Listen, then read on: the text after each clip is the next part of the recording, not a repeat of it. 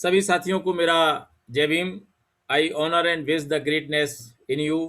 मैं आप में निहित मानवता और महानता के लिए शुभकामनाएं देता हूं। हम लोग पिछले 6 दिन से 5 दिन से लगातार रिकंस्ट्रक्शन ऑफ सोसाइटी पर चर्चा कर रहे हैं। आज भी ये हमारा जो वक्तव्य रहेगा, ये अंतिम वक्तव्य है रिकंस्ट्रक्शन सोसाइटी पर। तो रिकंस्ट्रक्शन का जब नाम आता है तो निश्चित रूप से हमारे दिमाग में आता है कोई न कोई पुनर्निर्माण की बात हो रही है। तो मैं आपको समाज के पुनर्निर्माण से संबंधित हमें जो सब्जेक्ट मिला है उस पर आज हम चर्चा करने का काम करेंगे। इसमें हम प्रकाश डालेंगे अशोका दी ग्रेट पर, प्रोफेसर जॉन डुबे पर, बाबा साहब डॉक्टर अंबेडकर पर और महानायक काशीराम जी के जो जीवन से संबंधित जो घटनाएं हैं उन पर बात करेंगे। और महान अशोक का राज आएगा, सबको भयमुक्त बनाएगा, समझाने वाले को समझना होगा और समझकर समझाना होगा। इसी विषय के साथ जो आज मेरा सब्जेक्ट है वो reconstruction of society and role of intelligence class in social transformation movement. Reconstruction of society and role of intelligence class in social transformation movement. समाज का पुनर्निर्माण और सामाजिक परिवर्तन आंदोलन में बौद्धिक वर्ग की भूमिका, ये आज हमारा विषय है। तो इसको मैंने 3 विषय में 3 क्षेत्रों में बांट करके समझने का और समझाने का काम रखा है। एक तो रिकंस्ट्रक्शन ऑफ सोसाइटी। जब भी रिकंस्ट्रक्शन ऑफ सोसाइटी की बात आती है तो निश्चित रूप से एक कास्ट की बात आती है, डी कास्ट की बात आती है, कास्टलेसनेस की बात आती है और कंसेप्ट ऑफ थिंकिंग स्किल की बात आती है और एक्सपीरियंस एंड सोशल लाइफ की बात आती है। तो इन विषय पर आज हम अपना बात रखेंगे और अगला जो रहेगा वो इंटेलेक्चुअल क्लास का रहेगा, उसके बाद सोशल ट्रांसफॉर्मेशन मूवमेंट में इनकी भूमिका रहेगी। तो मैं आपको अपनी बात आगे रखते हुए इसी में महानायक काशीराम जी स्कूल ऑफ थिंकिंग के जो डायरेक्टर जनरल हैं उनका एक सेंटेंस है, prove must be A continue process. Prove must be A continue process. हमको इसी आधार पर अपनी बात रखने का और उसको सिद्ध करने का और उसको वक्तव्य को एक्सप्लेन करने का मामला रखना है। तो साथियों, रिकंस्ट्रक्शन ऑफ कास्ट। कास्ट को हम जानते हैं, रिकंस्ट्रक्शन ऑफ कास्ट का जो कंसेप्ट हमारे इतिहास में जो दिया गया है इस आइडियोलॉजी में, वो क्या है और कैसे है, उस पर हम चर्चा रखना चाहते हैं। जब समाज के पुनर्निर्माण की बात होती है तो निश्चित ही तय है कि पहले समाज निर्मित था जिसमें सामाजिक आजादी लोकतांत्रिक आधार पर मौजूद रही थी और जाति का कोई अस्तित्व नहीं रहा होगा। पूरी तरह समाज स्वतंत्र पूर्वक जीवन जी रहा होगा। ऐसा समाज भारतीय इतिहास में मौर्य काल रहा है, जो इस भारत को स्वर्ण काल भी कहा जाता है। इस कालखंड के महान शासक महान सम्राट अशोक थे। इस काल में जाति विहीन समाज लोकतांत्रिक आधार पर शिक्षित व सोच विचार करके खुली हवा में सांस लेने वाला समाज बन सका था। इस कालखंड में शासन की नीतियां राज्य में शिलालेखों पर लिखाई कराकर जनता में उजागर कर दी जाती थी ताकि शासक व प्रजा की वैचारिक और नीतिगत दूरी समाप्त हो सके। शासक सम्राट अशोक महान का ध्येय अपनी प्रजा के प्रति अपनी संतान की रखरखाव या पालन पोषण की भांति था। इस प्रकार अशोक महान अपनी प्रजा को अपनी संतान मानते थे। उनके पिता बनने की लालसा ने राज्य की प्रजा को प्रति स्नेह, प्यार और कल्याणकारी परोपकार की नीति बलवती कर दी थी। इस बात पर स्पष्टीकरण इसी बात से हो जाता है जो गिरनार गुजरात के गिरनार शिलालेखों पर नास्ति ही कमतरा सर्वलोक हितत्वा, नास्ति ही कमतरा सर्वलोक हितत्वा, सर्वलोक हित से बढ़कर कोई नास्ति ही कमतरा सर्वलोक हितत्वा, सर्वलोक नहीं है कोई श्रेष्ठ कार्य सर्वलोक हित से बढ़कर। इस समय अशोक महान ये सभी कल्याणकारी कार्य अपनी प्रजा के अनुवांशिकी शिक्षा और वाबसुदी जैसे महान शिक्षा के द्वारा सहयोग की भावना कर ही संभव कर सके थे, क्योंकि आज के भारत की 3 गुना विशाल साम्राज्य अनुवांशिकी शिक्षा और सहकार की भावना पैदा करके नैतिकता लाकर ही कर सके थे। उस समय महान अशोक के पास कम से कम पुलिस फोर्स और मिलिट्री बल था, लेकिन उनके शासनकाल में अपराध ना के बराबर था। इसके विपरीत आज के समय में तुलना करें तो हम पाते हैं का वर्तमान सरकार का 40% भाग सैन्य बल और सुरक्षा बल पर खर्च किया जाता है, तब भी आंतरिक अशांति फैली हुई है और अंतर्राष्ट्रीय सीमाओं पर तनाव हमेशा बना रहता है। देश में व्याप्त भ्रष्टाचार, कालाबाजारी, भुखमरी और शिक्षा के कारण अपराधों की संख्या इतनी है कि सरकारें नियंत्रण करने में असमर्थ हैं। आंतरिक असंतोष के कारण तमाम जातीय आंदोलन, जिसमें गुर्जर आंदोलन, जाट आंदोलन, किसान आंदोलन के कारण सरकारों को लाचार और असहाय भी देखा गया है। जहां तक सहकारिक आधार पर सामाजिक संरचना का अध्ययन करें तो जातीय व धार्मिक विषमता के कारण समाज में व्याप्त भय, डर, असंतोष, भुखमरी, गरीबी, कुपोषण के साथ गैर बराबरी मौजूद है। इसका कारण सरकार की नीतियां जातीय आधार पर बन रही हैं, जो जनता में भय और असंतोष की जनक है। कोविड-19 के दौरान लगाए गए लॉकडाउन के समय इस देश का मूल निवासी मजदूरों को उनके आवागमन के प्रवासी मजदूर कहकर उनका अपमान ही नहीं हुआ है। आवागमन के साधन मुहैया नहीं कराए गए, उनको शोषण हुआ है, ये बात किसी से छिपी नहीं है। इसी दौरान सोशल डिस्टेंस, सामाजिक दूरी बताकर संपूर्ण भारतीय समाज का अपमान किया गया, जबकि ये सोशल फिजिकल डिस्टेंस, भौतिक दूरी होनी चाहिए थी।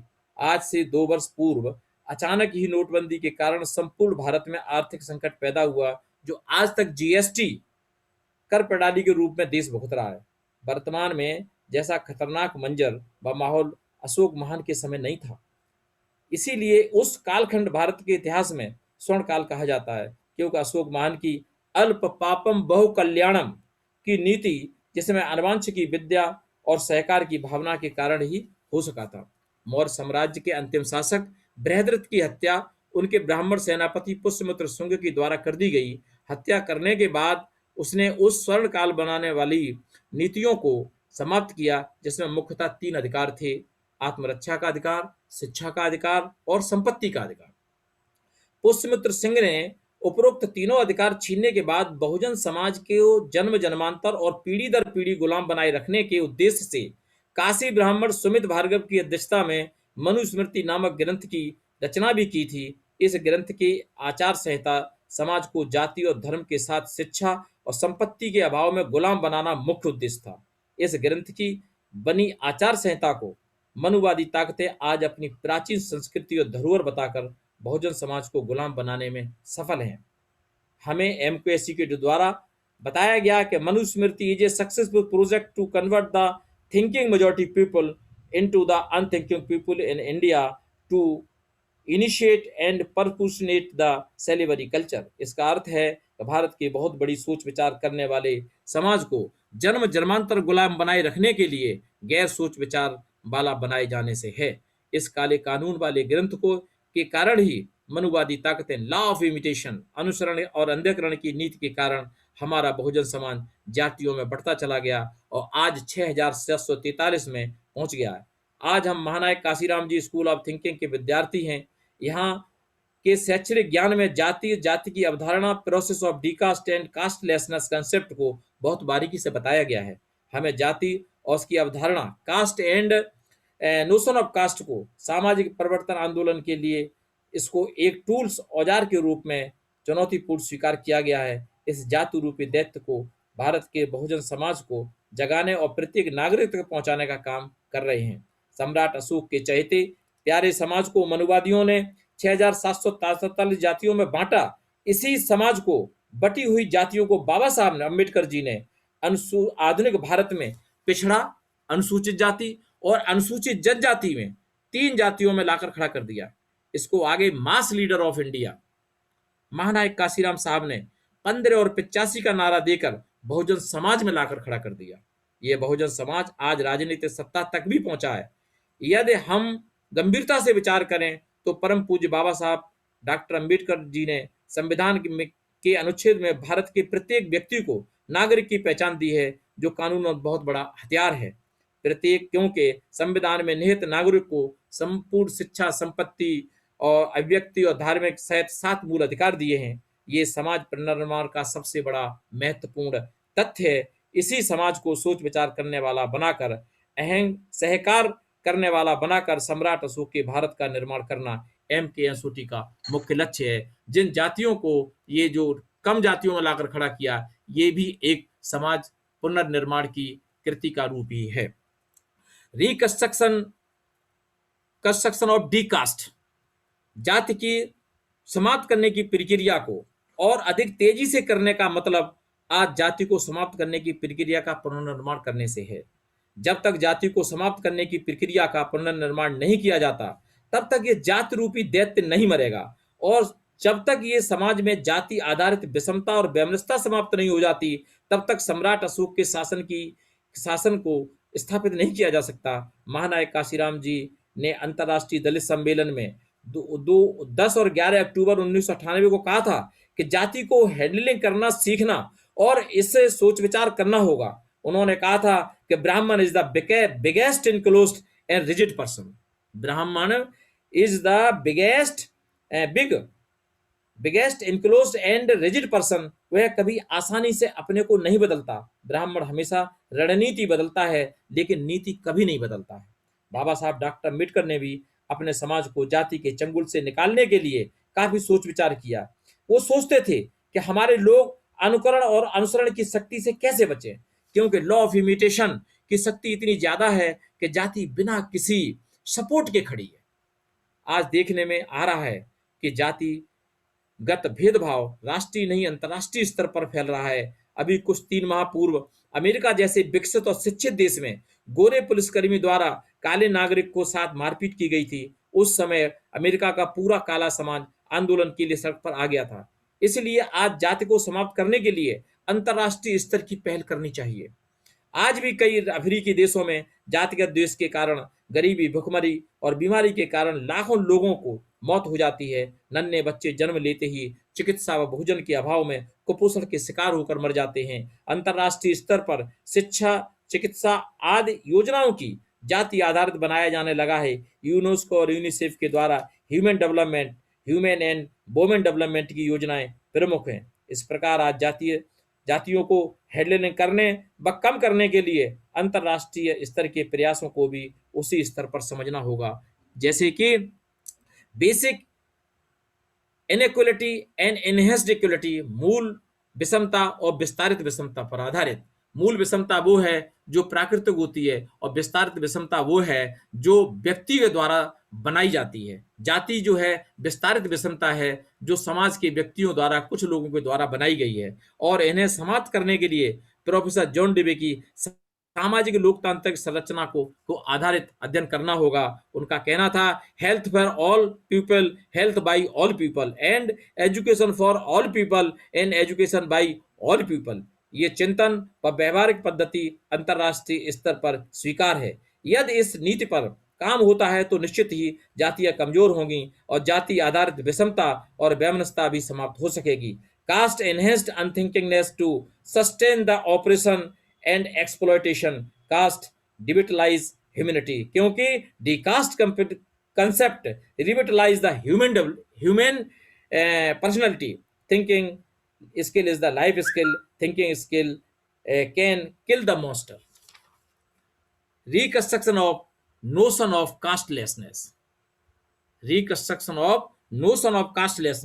जाति विहीन समाज की अवधारणा का अध्ययन करने के लिए और आसान तरीके से समझने के लिए महान अशोक के शासनकाल में उनके द्वारा अपनी प्रजा के जो अवसर प्रदान किए गए उनको समझना अनिवार्य है। जैसे साथियों, उस समय जो कॉर्पोरेशन था, कॉर्पोरेशन के जो सिद्धांतों के आधार पर जो समाज था उस पर जो चल रहा था, वो तभी हम सम्राट अशोक के शासन को स्थापित कर पाएंगे जब सम्राट अशोक की सरकार की नीतियों को और उसके द्वारा चलाई हुई नीतियों को समझ पाएंगे।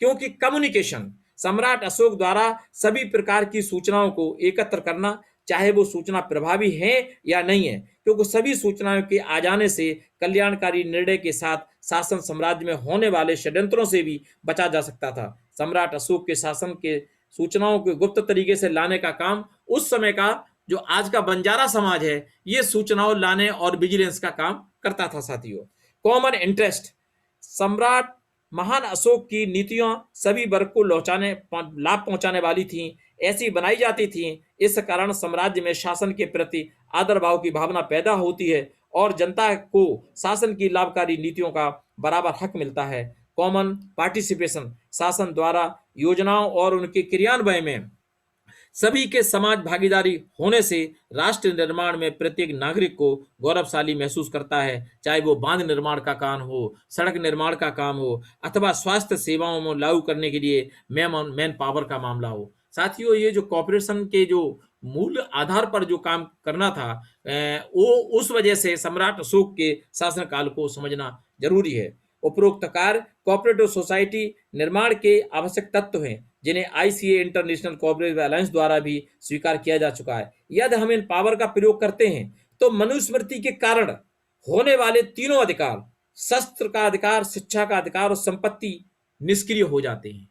अगर हम कॉपरेशन आधार पर इस काम को करते हैं तो मनुस्मृति के कारण जो हमारे तीन अधिकार छीने गए थे, बहुत महत्वपूर्ण अधिकार, वो निष्क्रिय और निष्प्रभावी हो जाते हैं। संविधान संशोधन अनुच्छेद 97 से स्पष्ट हो चुका है कि आज मनुवादी ताकतों के द्वारा कॉपरेटिव को भ्रष्ट कर नकार दिया गया है। Cooperation is corrupted by on justification, क्योंकि आईसीए इंटरनेशनल कोऑपरेटिव अलायंस के द्वारा विश्व स्तर पर 2011 और 2020 तक को सहकारिता दशक के रूप में मनाया जा रहा है। भारत में मात्र संविधान में संशोधन कर खाना पूर्ति की गई है, ताकि अंतर्राष्ट्रीय स्तर पर भारत अपनी साफ छवि बना सके, जबकि सहकारिता से मिलने वाली विषमता और वैमनस्यता को समाप्त करने की नीयत नहीं है। अगर ऐसा होता तो ये दो डिके है, इस डिके में उनको कॉपरेशन आधार पर काम करना चाहिए था, जो सरकार ने बिल्कुल भी नहीं किया। लेकिन सरकार द्वारा कोई भी काम सहकारिता आधारित नहीं किया गया, जबकि सम्राट अशोक के शासनकाल में पहले से विद्यमान चातुर्ण व्यवस्था को सहकारिता द्वारा, कॉपरेशन के द्वारा पूरी तरह नकार दिया गया था। उस समय मनुवादियों की सभी विचारधाराएं सहकारिता के कारण फेल हो गई थी। आज देश की वर्तमान समस्या भय, डर, गरीबी, भुखमरी, अशिक्षा भी सहकारिता से दूर की जा सकती है। यहाँ तक नहीं, आज ज्वलंत समस्या किसान आंदोलन के साथ एनपीआर, एनआरसी और सीए नागरिकता संशोधन बिल से उत्पन्न समस्याएं भी सहकारिता से दूर की जा सकती हैं, क्योंकि इसमें बहुजन समाज के लोग आपस में कॉमन इंटरेस्ट और कॉमन शेयरिंग को टूल्स के रूप में प्रयोग कर समाप्त कर सकते हैं। आज देखने को मिलता है कि हिंदू समाज में सोशल एफिशिएंसी नहीं है। हम कुछ टूल्स के प्रयोग कर जाति को समाप्त कर सकते हैं, जिसमें से महत्वपूर्ण जाति को जो समाप्त करने का टूल्स है, that is social efficiency, religious concept, intercaste marriage and to apply dynamite of the cooperation. ये जो टूल्स हैं, इनको हम अगर प्रयोग करते हैं, इनको अगर हम लागू करते हैं, और तो ये कास्ट को हम कास्टलेसनेस कर सकते हैं, क्योंकि cooperation is another name of Ambedkarism. Ambedkarism is an action ideology bring people to solution, not solution to peoples. साथियों, हमेशा याद रखना पड़ेगा हमको कि bringing people to solution, not solution to peoples. Instead of justice our way forward, we need to design our way forward. We need to be thinking about what can be, not just about what us. If you do not design the future, अगर हम अपने बारे में, इस जाति के बारे में, खत्म करने के बारे में नहीं सोचते हैं, someone something else will design for you, आप अपने बारे में नहीं सोचेंगे तो कोई दूसरा आपके बारे में सोचना शुरू कर देगा, और जब दूसरा आपके बारे में सोचना शुरू कर देगा तो वो अपने हितों को पहले ध्यान रखेगा और अपने हिसाब से उस बात को सोचने का काम करेगा।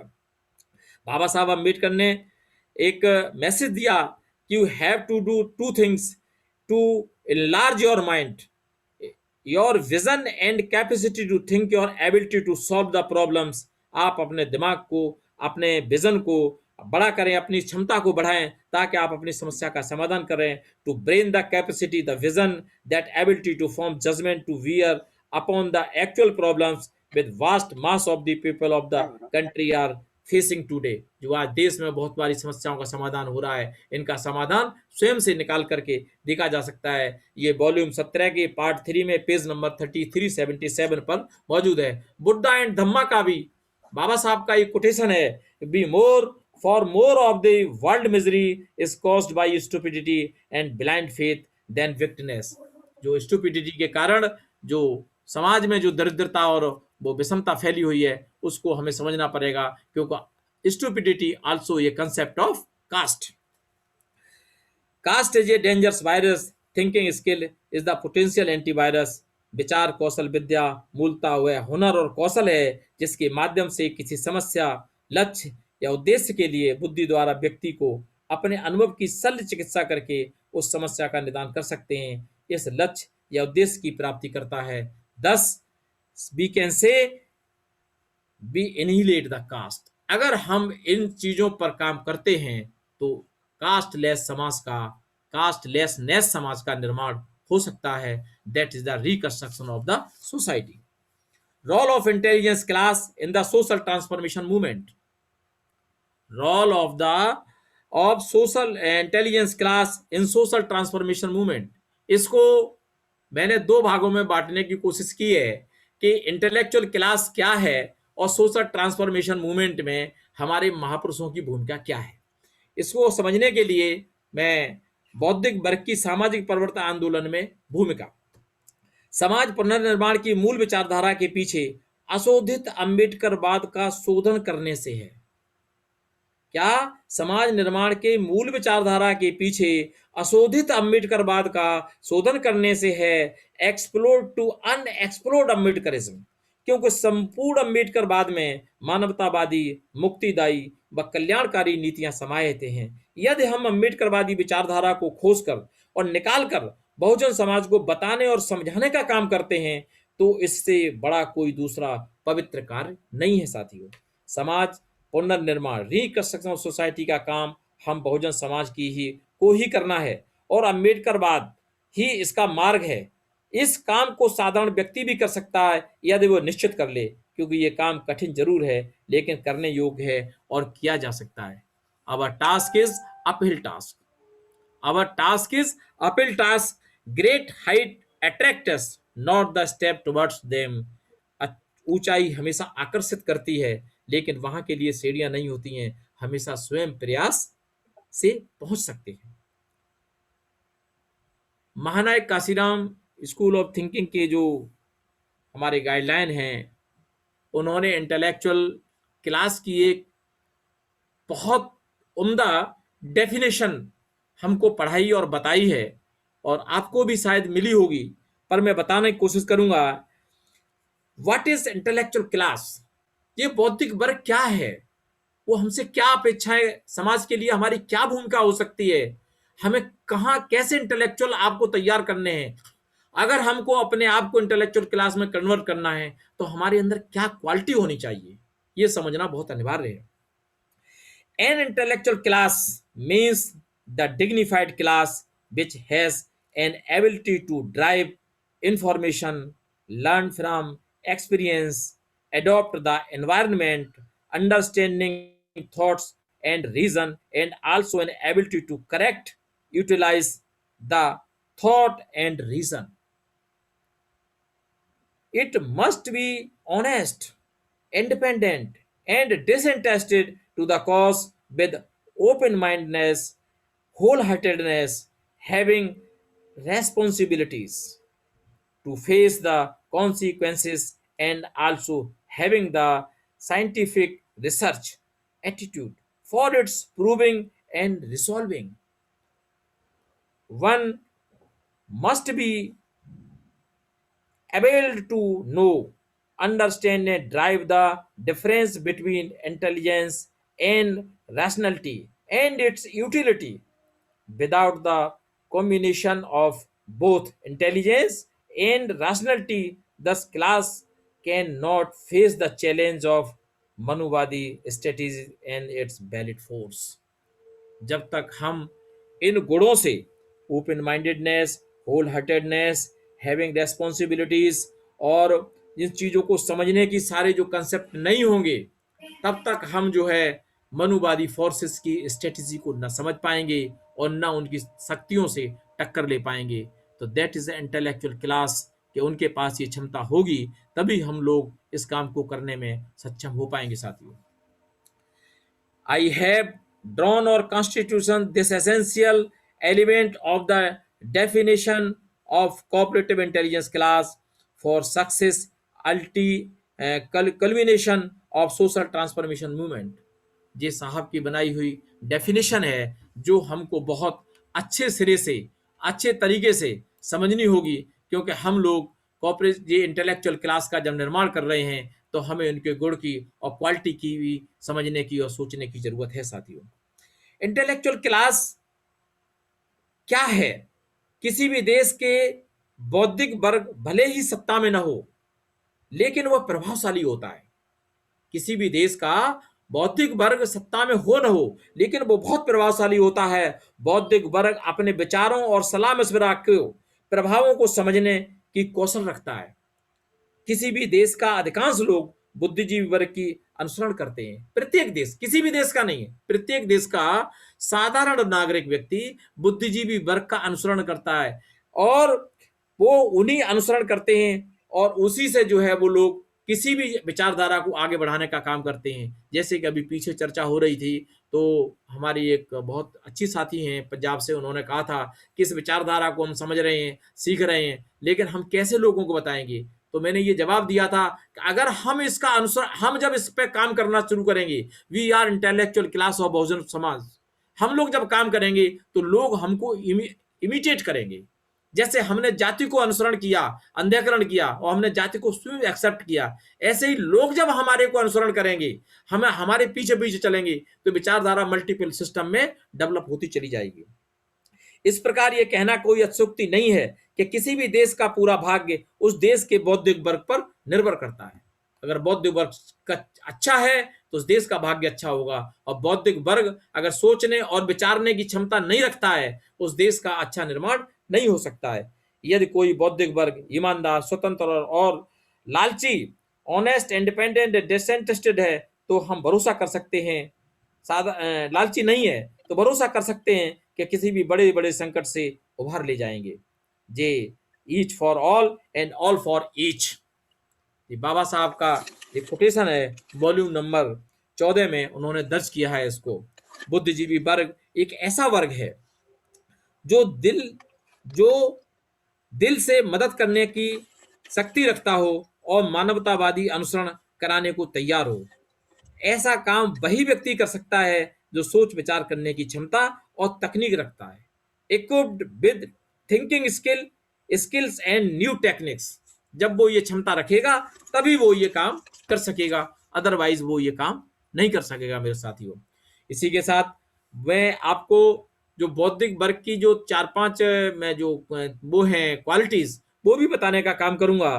क्या बौद्धिक, क्योंकि बौद्धिक वर्ग का ट्रांसफॉर्मेशन मूवमेंट में क्या योगदान है, तो हमें बौद्धिक वर्ग तो समझना पड़ेगा ना, कि बौद्धिक पुनर्निर्माण और पुनर्गठन, ये इंटेलेक्चुअल रिकंस्ट्रक्शन ऑफ रीस्ट्रक्चरिंग, जो इंटेलेक्चुअल क्लास है उसकी रिस्ट्रक्चरिंग और रिकंस्ट्रक्शन कैसे होगा।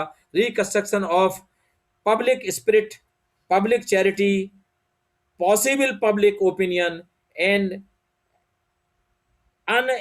equality responsibility, reconstruction of educated experience, justice and consequences. Democracy is freedom with power to frame and to execute, purpose to frame sooner and disinterest society, and desirable society with makes provision for participation in its good of all the members in equal term and readjustment of the difference form of the associate life। ये जो है हमको उसकी quality है। एक जो concept intellectual freedom का है, man is born free but everywhere he is a chain, ये रूसो की डेफिनेशन है। उन्होंने कहा व्यक्ति जब जन्म लेता है तब वो अकेला होता है, लेकिन वो सब जगह एक चेन का कहीं ना कहीं वो हिस्सा है। Win freedom by own efforts, Baba Saheb ने कहा है कि आप स्वतंत्रता अगर जीतना चाहते हैं तो सिर्फ अपने प्रयासों से जीत सकते हैं। तो बौद्धिक आबादी, दिमागी तौर से हमको जब तक फ्री नहीं होंगे, तो freedom to obtain the distribute information, प्राप्त की हुई सूचनाओं को बांटने की आजादी होनी चाहिए, ठीक है ना। दूसरा, freedom for open minded and unfearness debate, खुले मन को बिना भय और डर से बात रखने की आजादी होनी चाहिए। व्यक्ति को जो इंटेलेक्चुअल फ्रीडम का जो वो कंसेप्ट है, उसके तहत आदमी को व्यक्ति विवेक से पूरी तरह सोचने समझने का आजादी होनी चाहिए। Freedom from pressure by officialdom and prejudice, नौकरशाही दबाव और पक्षपातपूर्ण व्यवहार से की आजादी होनी चाहिए साथियों। और जाति को चुंबकीय गुरुत्व से मुक्ति को ताकि कॉमन इंटरेस्ट की बात कर सके और जाति विहीन भावना की चुंबकीय शक्ति को समाप्त कर सके, ऐसा उसका दिमाग होना चाहिए। Freedom of thought and thinking, जिसमें नए विचार और सोचने की आजादी हो ताकि सामाजिक स्वतंत्र और आर्थिक स्वतंत्रता, राजनीतिक और सांस्कृतिक व मनोवैज्ञानिक स्वतंत्रता पूर्वक कार्य कर सके, जो कि हमारे देश में आज जो बहुजन समाज है वो पूर्ण रूप से स्वतंत्र इस तरीके से नहीं है। तो ये जो न होने की वजह से भी हमारे लोगों को दलदल में फंसे रहने का ये जो जो कुप्रथा चली आ रही है, इनसे हमारे लोगों को जो बौद्धिक वर्ग है वही इनको बचा सकता है, वही इनको निकाल सकता है। इंटेलेक्चुअल एफर्ट्स, बुद्धिमत्तापूर्ण प्रयास, ये क्या है बुद्धिमत्तापूर्ण प्रयास जो एक इंटेलेक्चुअल क्लास के अंदर व्यक्ति के अंदर होने चाहिए? You must make your efforts to uproot caste and stupidity. You must make your efforts to uproot caste and stupidity. आप जाति और जाति से उत्पन्न मूर्खता को खत्म करने का आपके पास प्रयास मतलब बुद्धिमानी प्रयास करने की क्षमता होनी चाहिए। इंटेलिजेंस एफर्ट्स, बौद्धिक प्रयास का मतलब कि freedom from hunger, poverty, disease, health, bar, conflict and differences. ये जो एफर्ट्स हैं इंटेलेक्चुअल एफर्ट्स, ये बौद्धिक प्रयास से ये हमारे अंदर एक बुद्धिजीवी वर्ग के अंदर ये क्वालिटी होनी चाहिए, लेकिन ऐसा है नहीं। ये हमारे लोगों में आज ये सब चीजें नहीं है। हमारे लोगों को वो सोचने समझने की शक्ति और वो काम अधिकार मुक्त रूप से नहीं रखा गया है जो ये चीजें हमारे पास हों। Intelligence efforts, welfare and harmony of the individual, society and nation. Example, for Bahujan Samaj, capacity supplied to issue, less supply demanded. Bahujan Samaj के पास आज जो चीजें होनी चाहिए वो आज हमारे समाज को नहीं सप्लाई हो रही हैं, चाहे वो भोजन का मामला हो, चाहे दवाई का मामला हो, चाहे शिक्षा का मामला हो, और चाहे वो उनको स्वतंत्रता का मामला हो। Supply to need limited capacity में उनको सप्लाई हो रही है, जबकि सप्लाई ज्यादा होनी चाहिए उनको सप्लाई उतनी नहीं हो रही है। और फॉर रूलिंग माइनॉरिटी, जो सत्ता में लोग हैं लेकिन अनुपात में कम है, सत्ता में लोग हैं लेकिन अनुपात में कम है, उनकी capacity supply to is nor capital demanded is greater than capacity demanded spare. उनको नीड कम है, जरूरत कम है और सप्लाई उनको ज्यादा हो रही है। ये जो इंटेलेक्चुअल एफर्ट्स जो है ये हमको देखना पड़ेगा। और efforts fraternity actually supplied greater than efforts demanded, यहाँ किए जाने वाले प्रयास आवश्यक जरूरत में कहीं ज्यादा हैं। तो साथियों, जो इंटेलेक्चुअल एफर्ट्स है ये इस पर हमारे लोगों को इस पर हमें सोचना पड़ेगा और हमारे लोगों में ये क्वालिटी पैदा करनी पड़ेगी। इंटेलेक्चुअल इमेंसिपेशन, मानसिक रूप से जो हम लोग बंद मुक्ति का मामला है, इसमें मैं ज्यादा नहीं, सिर्फ एक सेंटेंस है, मानसिक स्वतंत्रता के बिना सामाजिक समता, सम्मान और स्वाभिमान के लिए कोई संघर्ष कामयाब नहीं किया जा सकता है। जिस संघर्ष की लड़ाई हम लोग लड़ रहे हैं उसके लिए जब तक ये सब चीजें नहीं है तब तक हम इस काम को सफल नहीं बना सकते हैं। Cooperative intellectual class, cooperative intellectual class can immunize the Bahujan Samaj into the governing community. सहकारिता आधारित बौद्धिक वर्ग ही बहुजन समाज को रूलिंग रेस तक ले जा सकता है, वही उसको शासक तक पहुंचाने का काम कर सकता है। मेरे सहकार साथियों, जिस प्रकार किसी भी राष्ट्र का बौद्धिक वर्ग इंटेलेक्चुअल क्लास महत्वपूर्ण होता है, उसी प्रकार उसकी महत्ता को समझना भी जरूरी है। चूंकि हम सामाजिक परिवर्तन आंदोलन की गति को बढ़ाना चाहते हैं तो अनिवार्य हो जाता है कि बहुजन समाज के पुनर्निर्माण व उसकी प्रक्रिया को समझना अनिवार्य है, क्योंकि बहुजन समाज के पुनर्निर्माण के लिए अशोधित अम्बेडकरवाद का शोधन अनिवार्य है।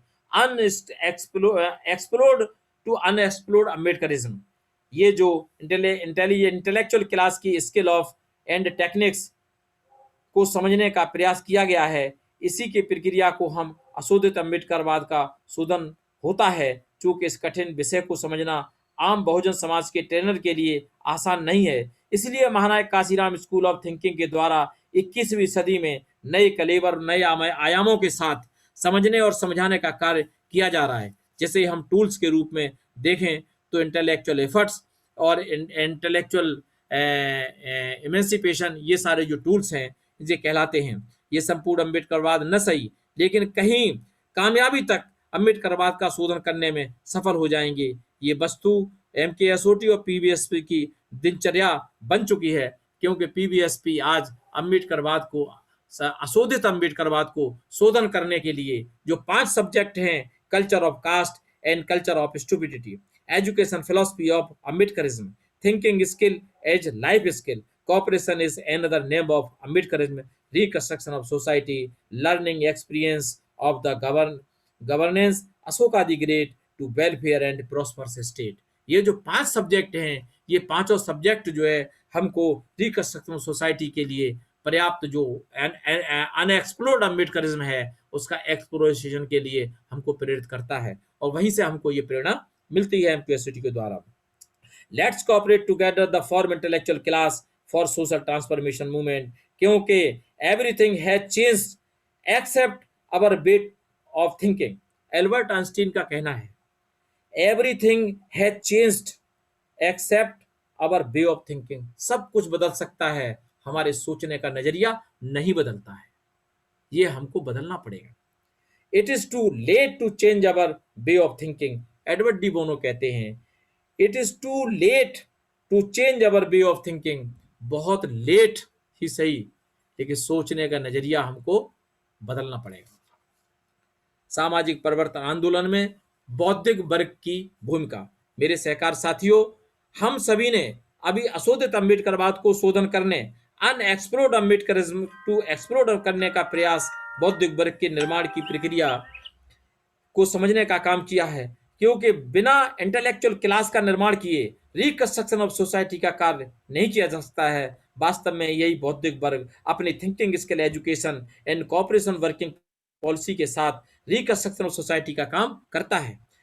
यहाँ में यदि बारीकी से अध्ययन करें तो हमारे बहुजन नायकों ने इसी आधार पर समाज पुनर्निर्माण का काम, work of reconstruction of society किया है। इन महापुरुषों में महान अशोक, साहूजी महाराज, ज्योतिबा फुले, बाबा साहब अम्बेडकर और महानायक काशीराम जी प्रमुख हैं। सामाजिक परिवर्तन आंदोलन में हमारे बहुजन महापुरुषों ने तार्किक आधार पर सोच विचार शिक्षा, थिंकिंग स्किल एजुकेशन एंड सहकारिता आंदोलन, कोऑपरेशन मूवमेंट चलाकर सोशल रिकंस्ट्रक्शन का काम किया है। सम्राट अशोक की शिक्षा और समाज पुनर्निर्माण, हम सम्राट अशोक के बारे में पूर्व में भी आपको कुछ बता चुके हैं, लेकिन फिर भी सम्राट अशोक महान के गिरनार शिलालेख का उल्लेख अवलोकन करने से ज्ञात होता है कि अशोक की वास्तविक भावना पता चलती है। क्या? जिसमें उन्होंने लिखाया है नास्ति ही कमतरा सर्वलोक तत्व, जिसका शाब्दिक अर्थ है नहीं है कोई श्रेष्ठ कार्य सर्वलोक हित से बढ़कर। ये जो उनका शब्द है, ये उनके जीवन को, ये बात के लिए जानने के लिए हमें उत्साहित करता है कि उस व्यक्ति की भावना क्या थी और किस एस्टीम तक काम करने की उसकी लालसा थी। अशोक महान की समाज कल्याणकारी नीति इसी वाक्य से उजागर होती है। वे समाज के हित का काम, जनता को स्वावलंबी आत्मनिर्भर बनाकर करने में विश्वास करते थे। वे विशाल साम्राज्य का संचालन करने में भी इसीलिए सफल रहे कि वे अपनी प्रजा को अनुवांशिकी विद्या, थिंकिंग एजुकेशन और भावशुद्धि शिक्षा, इमोशनल एजुकेशन देने में कामयाब रहे। उन्होंने स्वयं कहा है कि मैं लोगों के जीवन में जो प्रगति और समृद्धि ला सका हूं, वो मूलतः उनको सोच विचार वाला बनाकर ही ला सका हूं। सम्राट अशोक ने अपनी प्रजा के सोच विचार वाला बनाकर प्रचलित सूत्र no one is ever born as a skilled thinker, एक जो सेंटेंस है ना आज आधुनिक समय में जिसको हम कहते हैं no one is ever born as a skilled thinker, कोई विचारक जन्म से कुछ विचारक पैदा नहीं होता है, लेकिन सम्राट अशोक ने अपने शासन काल में सभी लोगों को थिंकर बना करके उस भावना को पलटने का काम किया। That is the reconstruction of the society in that ancient time. कुशल विचारक कभी जन्म से पैदा नहीं होता, को बदलने का काम किया। साथियों, सम्राट अशोक ने अपने जीवन में जो लोगों को कल्याणकारी राज्य और उनको शिक्षित और सोच विचारा बनाने का संकल्प और उनके जीवन भर कल्याणकारी कार्य का जो संकल्प लिया, that is also a reconstruction of society. सम्राट अशोक इसीलिए आज के लिए बेहतर है आज के लिए अनिवार्य है और आज के लिए कंपल्सन है हमारे समाज के लिए। अगर हम सम्राट अशोक को पढ़ें, समझें और उनकी नीतियों को लागू करें तो भारत में उससे बढ़िया कोई साम्राज्य और कोई शासन नहीं हो सकता है साथियों। क्योंकि अब मैं महात्मा ज्योतिबा फुले की शिक्षा और समाज निर्माण की बात पर थोड़ा सा ध्यान दूंगा। आधुनिक युग में सोच विचार की शिक्षा को सामाजिक क्रांति के पिता महात्मा ज्योतिबा फुले ने सर्वप्रथम बहुजन समाज के लिए वर्जित शिक्षा के दरवाजे खोले थे। वर्जित जो शिक्षा हमारे लिए दरवाजे बंद थे, उनको खोलने का काम ज्योतिबा राव ने किया।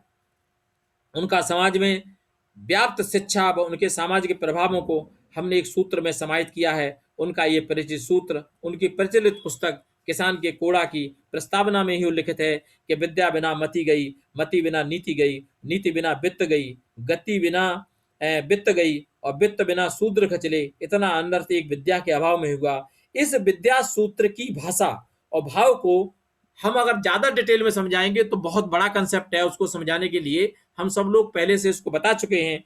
लेकिन महात्मा ज्योतिबा राव की शिक्षा की नीति में सोच विचार करने से तीन चीजें निकल करके आती हैं। पहला ये कि challenge the concept, lead to innovation, resolve to creativity. Challenge the concept, lead to innovation और रिजॉल्व द क्रिएटिविटी। जैसे भाव को समझना पड़ेगा। जब तक हम किसी चुनौती का सामना नहीं करेंगे तब तक सोच विचार वाले नहीं बन सकते, और जब तक सोच विचार नहीं करेंगे तब तक किसी नई संभावना की तलाश नहीं करेंगे, और जब तक हम किसी संभावना की तलाश नहीं करेंगे तब तक कोई भी समस्या का सृजन नहीं हो सकता, ना उसका कोई समाधान निकल सकता है। इस प्रकार सहकार साथियों, स्पष्ट है कि सोच विचार से ही संभावनाएं व सृजनता छिपी हुई है, क्योंकि सोच विचार करने में प्रवीण व दक्ष नागरिक ही प्रगति का रास्ता ढूंढने में कामयाब होते हैं। Power of powers is the power of possibility, the possibility is the driver of thinking. क्योंकि खोजी दिमाग एक बार सोच ले तो गंभीर से गंभीर समस्या का समाधान ढूंढने में कामयाब हो जाता है साथियों। अब मैं प्रोफेसर जॉन डीवे की शिक्षा और पुनर्निर्माण की भूमिका में उनका जो कुछ आवश्यक मटेरियल है उस पर प्रकाश डालने का काम करेंगे। प्रोफेसर जॉन डीवे विश्वविख्यात सामाजिक चिंतक व शिक्षा जगत के माने हुए व्यक्ति थे। बाबा साहब अम्बेडकर 1916 में अमेरिका की कोलंबिया विश्वविद्यालय में उच्च शिक्षा ग्रहण करने के लिए गए थे, तब उनकी भेंट प्रोफेसर जॉन डीवे से हुई थी। डॉक्टर बाबा साहब अम्बेडकर उनकी सामाजिक शैक्षणिक नीति, सोशल एजुकेशन पॉलिसी से प्रभावित हुए और उनको अपना आदर्श गुरु भी माना। प्रोफेसर जॉन डीवे की शिक्षा से हमें ज्ञात होता है कि जीवन की प्रवृत्ति है कि वे अपने को जिंदा और जीवित अथवा अस्तित्व में बनाए रखने के लिए नवीनीकरण, रिन्यूअल प्रोसेस करता है। जब हम सोच विचार के साथ नवीनीकरण करते हैं, इसी को एजुकेशन ऑफ थिंकिंग कहते हैं। ये सिद्धांत बुद्ध का अनित्य काल के सिद्धांत पर कहलाता है। Education is itself a life. Professor John Dewey कहते हैं कि जिस प्रकार मनुष्य के भौतिक जीवन में भोजन काम करता है, उसी प्रकार मनुष्य के सामाजिक जीवन में, सोशल लाइफ में शिक्षा, एजुकेशन काम करती है।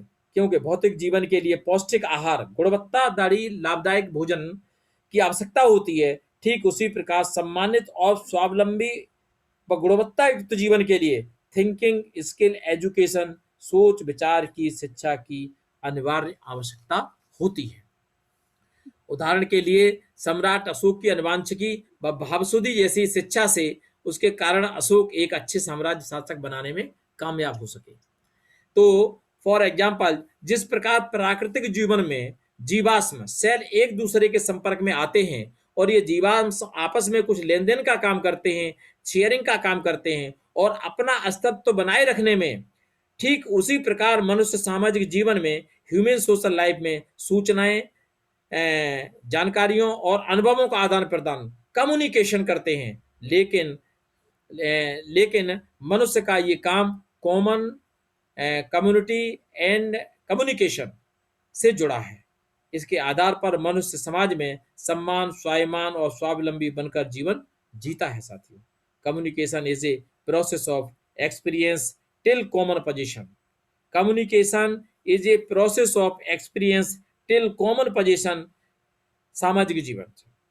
जो भी इस कम्युनिकेशन की प्रक्रिया में शामिल होते हैं उन सभी का कॉमन इंटरेस्ट भी होता है, क्योंकि ऐसा करने से उनके सामाजिक जीवन में बेहतर सुधार होता है और एक नया व्यवहारिक और सामाजिक जीवन मिलता है। ये स्वभाव की एक संशोधित प्रक्रिया है, रिन्यूअल प्रोसेस ऑफ नेचर है, जो समाज पुनर्निर्माण की प्रक्रिया ही it's a part of reconstruction of society.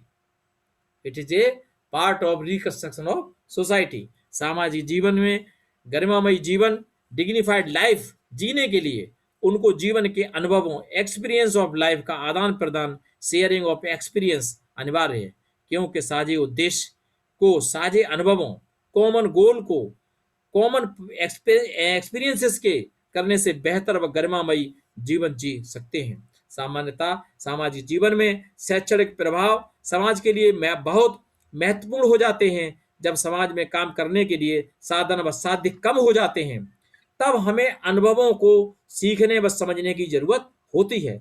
लेकिन जब भी व्यक्ति की शिक्षा और अनुभव में अंतर होता है, वैसे वैसे सामाजिक जीवन में बिखराव और अलगाव बढ़ता है। आज हमारे देश में ऐसी ही स्थिति हो रही है।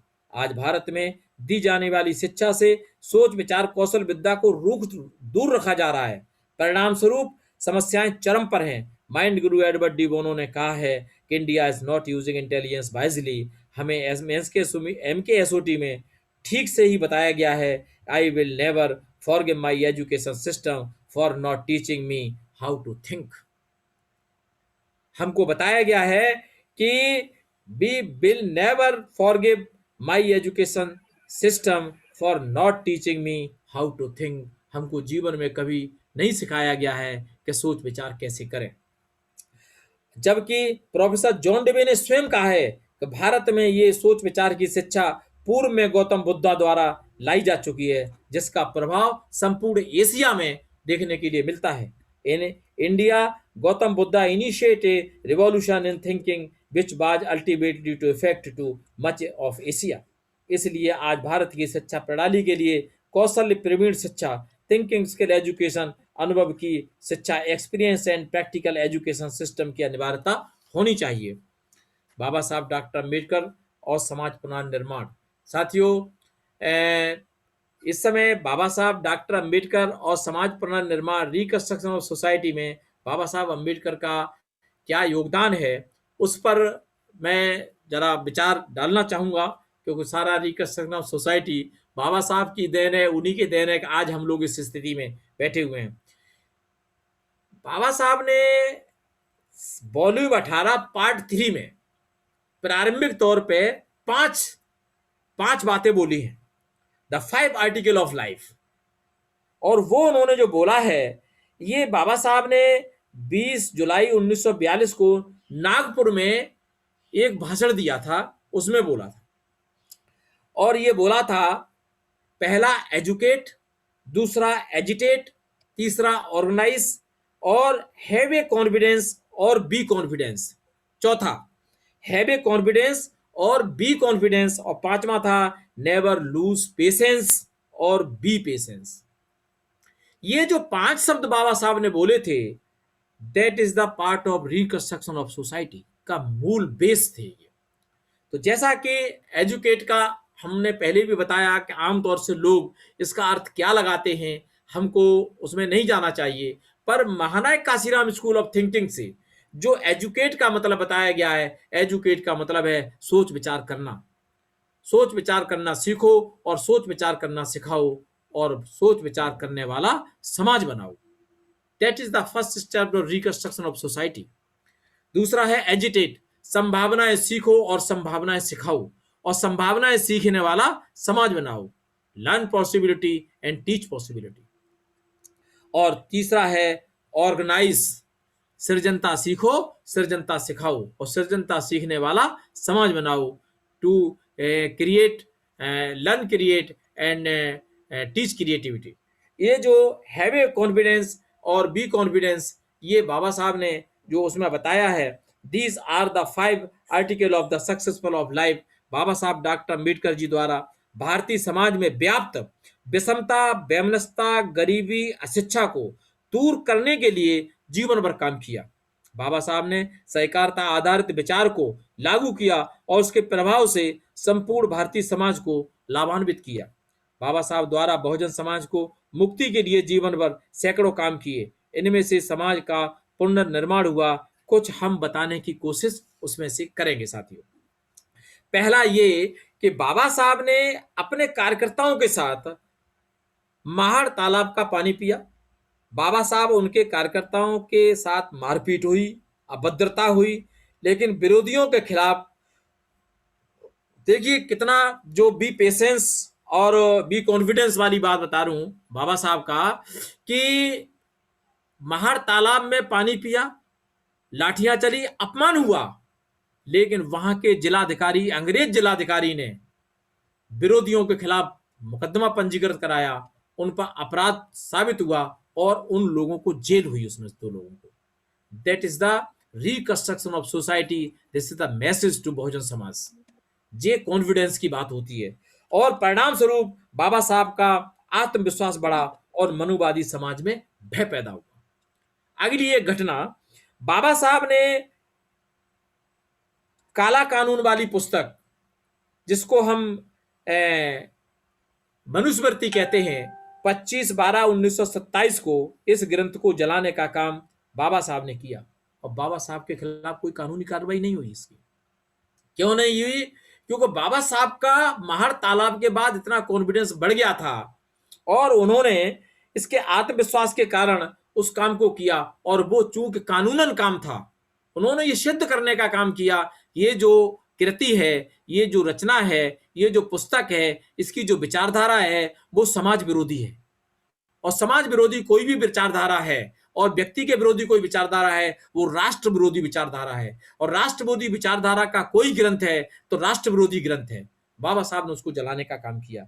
इस पुस्तक को जलाने का उद्देश्य समाज में सम्राट अशोक की नीतियों को पुनर्जीवित, इस कंसेप्ट को समझना पड़ेगा कि जब बृहद्रथ अंतिम शासक की हत्या हुई तो उस समय जो स्वर्ण काल का शासन काल था, मनुवादी फोर्सेस ने स्वर्ण काल को खत्म किया और मनुस्मृति को लागू किया, यानी कि जाति को जन्म दिया, सहकार को खत्म किया, सोच विचार करने वाली शिक्षा को खत्म किया, मानवतावादी नीति को खत्म किया।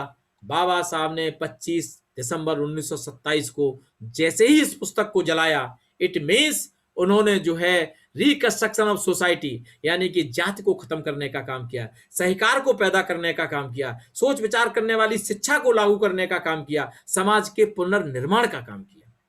ये हमको सोचना और विचार करना पड़ेगा साथियों। कालाराम मंदिर का प्रवेश भी समाज निर्माण का प्रभावशाली कदम था। बाबा साहब मंदिर में प्रवेश में कोई पूजा अर्चना करने के लिए नहीं गए थे, बल्कि मनुवादियों का मनोबल गिराने और बहुजन समाज को अपने अधिकारों को समझने के संदेश देने का काम करना चाहते थे। बाबा साहब ने भविष्य में यह भी कहा कि कालांतर में मुझे ये पूजा पाठ नहीं करना है, सिर्फ समाज को अवेयर करने के लिए रिकंस्ट्रक्शन सोसाइटी का काम उन्होंने किया।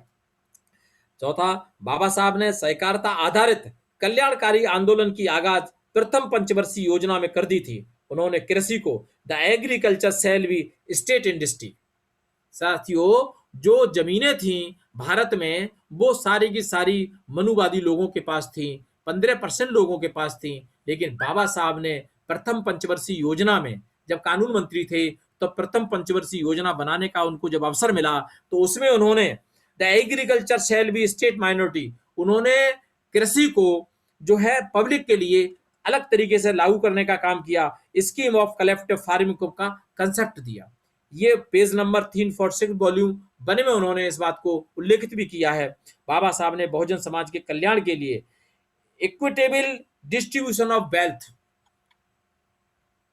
इक्विटेबल डिस्ट्रीब्यूशन ऑफ वेल्थ, धन को बराबरी हिस्से में बांटने का काम, and the state ownership in agriculture with a collective method of cultivation, जो कृषि थी उसकी उपजाऊ फसल को बराबर में बांटने के लिए भी उन्होंने ये काम जो किया था, ये भी एक बहुत महत्वपूर्ण स्टेप था। That is also reconstruction of society का काम साथियों। यही तक नहीं, बाबा साहब ने need of common collective and cooperative activity को अपनी महत्वपूर्ण कृति इनिलेशन ऑफ कास्ट में बताने का काम किया।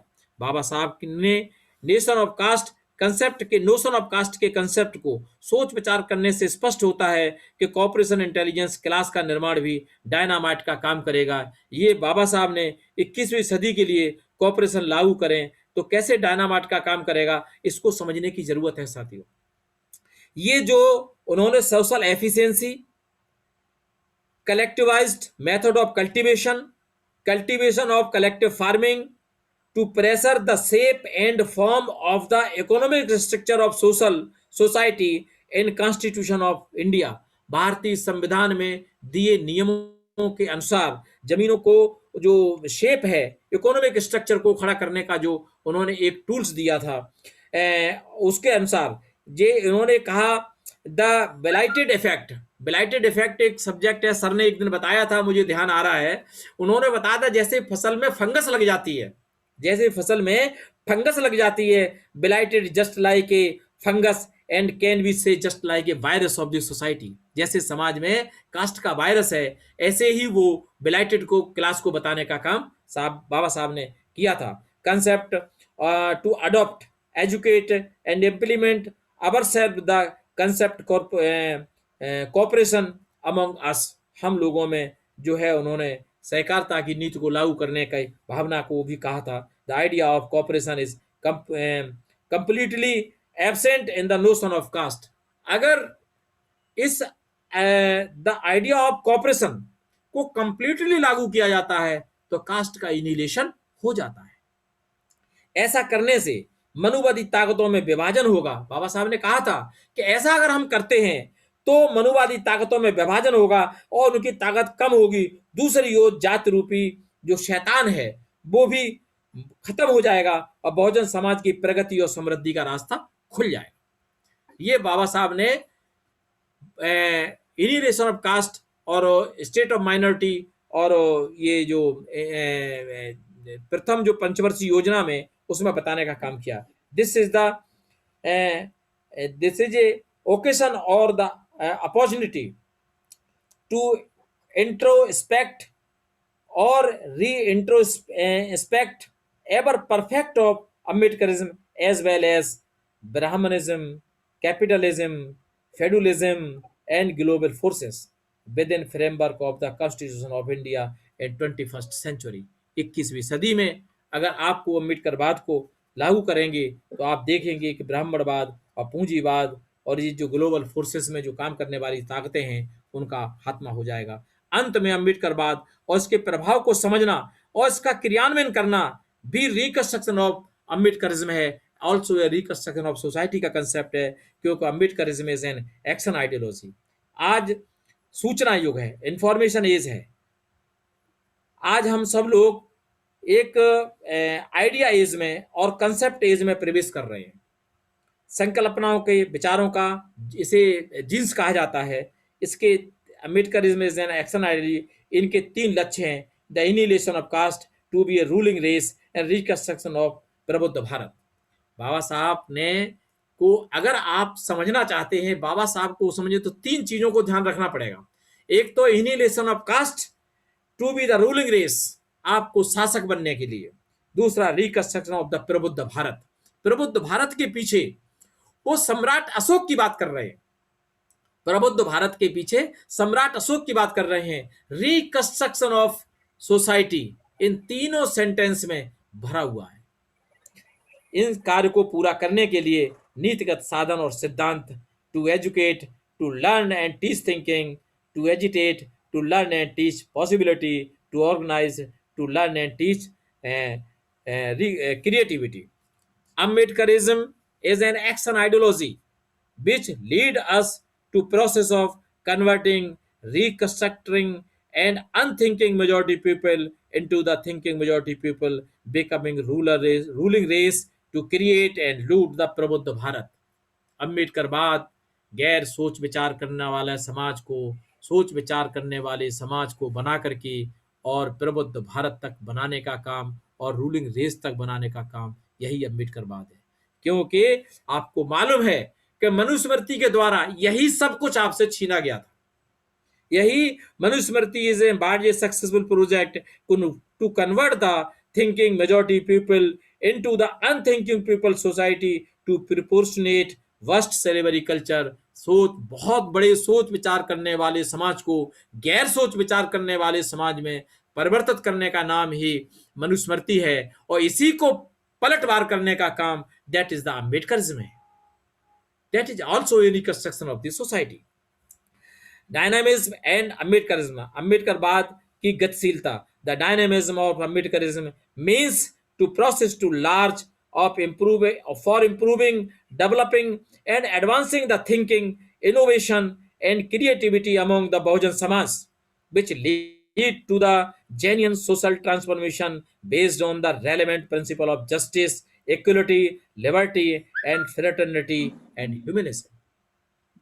That is the dynamism of the Ambedkarism. अम्बेडकरवाद की गतिशीलता को भी हमें समझना पड़ेगा कि क्या अम्बेडकरवाद की गतिशीलता है, क्योंकि cooperation intellectual class can be humanize the Bahujan Samaj into a the governing community.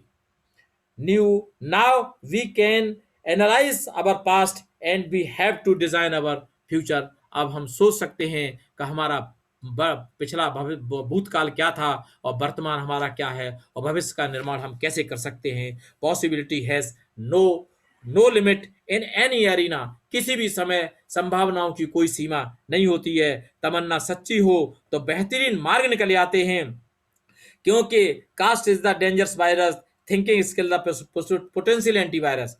क्योंकि thinking skill is life skill and thinking skill is ultimate human resources. Quality of our thinking will determine the quality of our future. Quality of हमारे सोचने का तरीका हमारे अच्छे भविष्य का निर्माण कर सकता है। Quality for our thinking will determine the quality of our future. Thinking skill is the biggest investment for social transformation movement. साथियों, सोच विचार करना और सोच विचार करने वाला समाज बनाना, ये सबसे बड़ा इन्वेस्टमेंट हमारा सोशल ट्रांसफॉर्मेशन मूवमेंट के लिए है। That is the basic ideology of Ambedkarism. समझाने वाले को समझना होगा और समझकर समझाना होगा, और अशोक का राज आएगा, सबको भयमुक्त बनाएगा। मैं अपनी बात को यही विराम करता हूँ। आप लोगों को मेरी बात को बहुत गंभीरता से सुना, धन्यवाद। जय भीम साथियों। Very nice.